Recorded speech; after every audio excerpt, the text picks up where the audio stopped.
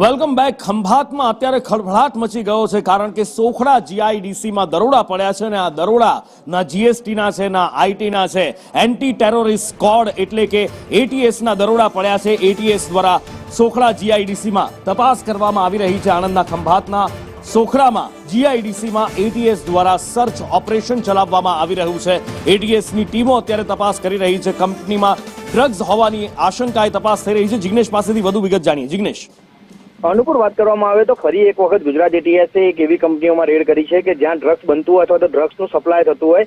ખંભાત ખાતે અત્યારે એવી એક રેડ ગુજરાત એટીએસ દ્વારા કરવામાં આવી રહી છે, જ્યાં કામગીરી ચાલુ છે। પરંતુ અત્યારે હાલ એટીએસ આ અંગે કંઈ પણ કહેવા તૈયાર નથી, કારણ કે હજી માત્ર પ્રાઇમા ફેઝી તપાસ થઈ રહી છે। કયું કન્ટેન્ટ છે અથવા તો ત્યાં કયા પ્રકારનું ડ્રગ્સ છે કે શું છે તે અંગે એટીએસ હજી માહિતી નથી આપતી। પરંતુ એટલી વાત કન્ફર્મ થઈ છે સૂત્રો દ્વારા કે અત્યારે એટીએસની ખંભાતની અંદર એક ફેક્ટરીમાં રેડ ચાલુ છે। એફએસએલના ટીમને પણ ત્યાં બોલાવવામાં આવી છે, માટે ત્યાં કોઈ પ્રકારનું કેમિકલ અથવા તો સંદિગ્ધ કહી શકાય તેવું ડ્રગ્સનું મટીરિયલ મળી શકે છે અને જેને લઈ ગુજરાત એટીએસની તપાસ અત્યારે ચાલુ છે। અને આગળ વાત કરવી છે ભ્રષ્ટાચાર મુક્ત ભારતની। એવું ભ્રષ્ટાચાર મુક્ત